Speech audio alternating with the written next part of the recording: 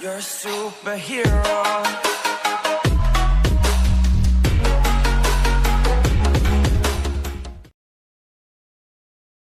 Hi, welcome back to my channel. In today's video, I will show how to download Subway Surfer City for Android. It is completely safe to download without any delay. Let's get started with the video. Open the browser and search for Subway Surfer City APK Mirror. I use the Brave browser. Open Subway Surfer City link.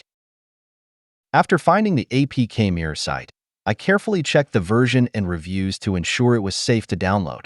Once I confirmed its legitimacy, I proceeded to download the file directly to my device.